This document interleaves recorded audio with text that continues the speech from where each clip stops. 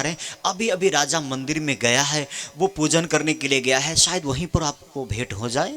बाबा फरीद सीढ़ी चढ़ रहे हैं, मस्जिद की जो सीढ़ी है उस पर पांव रख करके धीरे धीरे ऊपर जा रहे हैं। धीरे धीरे सीढ़ी चढ़ करके वहां जब गए तो देखा सम्राट अकबर सिर झुकाए है, कुछ बुदबुदा रहा है, कुछ बोल रहा है। बाबा फरीद धीरे धीरे उसके पास गए, पीछे जाकर के बैठ गए। बाबा फरीद मन ही मन सोचने लगा, ये प्रार्थना में बोल क्या रहा है, जरा पता तो लगाए।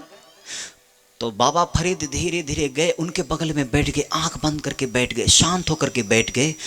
तो मन ही मन वो कह रहा था कि या खुदा, या मेरे मौला, अरे तूने क्या नहीं दिया, सब कुछ दिया, लेकिन थोड़ा और धन दे, थोड़ा और राज्य को बढ़ाकर, थोड़ा और धन को बढ़ा, थोड़ी और जमीन की सीमा को बढ़ा दे, ये नौकर चाकर कुछ थोड़ा और बढ़ा दे, मालिक थोड़ी और मेरी झोली भर दे, थोड़ी और झोली भर दे।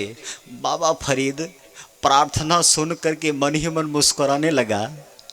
बाबा फरीद सोचने लगा, मैं तो इसके पास आया हूँ मांगने के लिए, और ये खुद ही भगवान से मांग रहा है, ये खुद अल्लाह से मांग रहा है।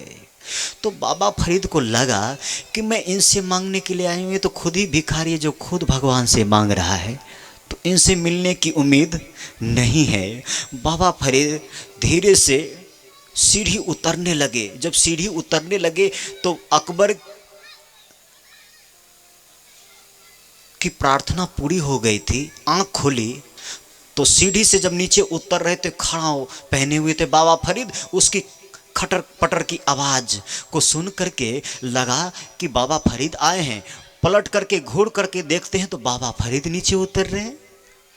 तो सम्राट अकबर ने कहा कि बाबा बाबा आप आए मेरे यहां और मुझसे बिना मिले लौट करके जा रहे हैं, बिना मिले। बात क्या है, जब कभी आते थे तो मिल करके जाते थे, आज बिना मिले ही जा रहे हैं। मेरी प्रार्थना पूरी हो गई, आइए। और कहते हैं कि बाबा फरीद ने कहा कि कोई फायदा नहीं, कोई फायदा नहीं। सम्राट अकबर ने कहा कि मतलब, बाबा फरीद ने कहा कि हम तो आए थे तुझसे मांगने के लिए, लेकिन यहाँ कुछ मिलने वाला नहीं है। मैंने तो सोचा था कि चलो एक सम्राट के यहाँ जा रहे हैं, एक धनपति के यहाँ जा रहे हैं, वो कुछ ना कुछ हमें दान कर देगा, जा कर के हम उसको दे देंगे, लेकिन यहाँ मिलने की उम्मीद बहुत कम है। सम्राट अकबर ने कहा कि क्या बात करते हैं बाबा, आप बोलिए तो क्या चाहिए।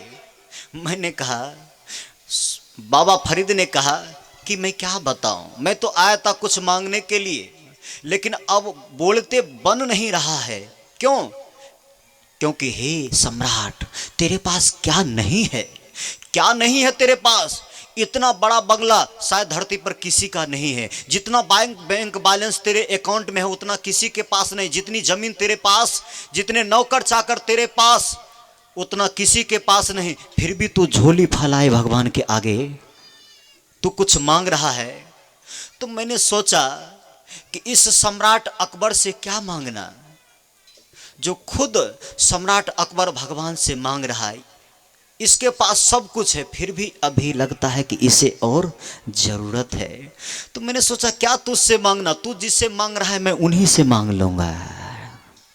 तू जिस खुदा के सामने झोली फैला रहा है मैं उसी से मांग लूंगा, तेरे सामने क्या झोली फैलाना।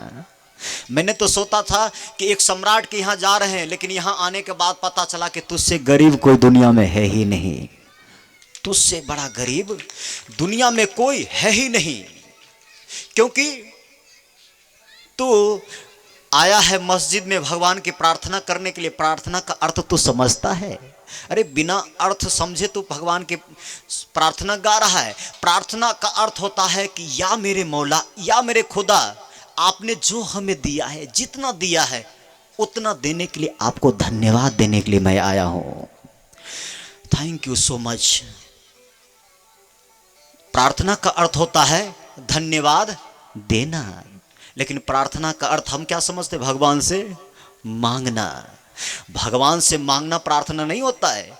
खुदा से मांगना झोली फैलाना। अरे बिना मांगे आपको क्या नहीं दिया है, बिना मांगे। बाबा फरीद कहते हैं कि सम्राट एक बात बता, ये जो बंगला तुझे मिला है, एक बात बता, तूने भगवान से मांगा था क्या? बोले कि नहीं, बिना मांगे मेरे पिता को मिला था, पिता तो चले गए तो मुझे मिला। बाबा फरीद ने कहा कि ये जो तन तुम्हें मिला है, तू एक बात बता, ये तन तूने खुदा से मांगा था? सम्राट अकबर ने कहा कि नहीं नहीं, मैंने तो मांगा नहीं थे। तो बाबा फरीद ने कहा कि बिना मांगे तुझे इतना सुंदर तन दिया है, इतना धन दिया है, बिना मांगे तुझे इतना दिया है, तो जितना तुम्हें दिया है उसके लिए तू धन्यवाद देता नहीं है, लेकिन मांगने के लिए चला जाता है। तो बाबा फरीद ने कहा कि तू अभी भी गरीब है, तू अभी भी गरीब है। गरीब का अर्थ होता है जिसके पास सब कुछ हो लेकिन फिर भी लगता है कि कुछ कमी है, जिसके भीतर मांगने का भाव है, वो गरीब है। चाहे वो गरीब हो चाहे वो धनवान हो, इससे कोई फर्क नहीं पड़ता। अगर मेरे भीतर मांगने की कामना है तो हमसे बड़ा गरीब कौन हो सकता है?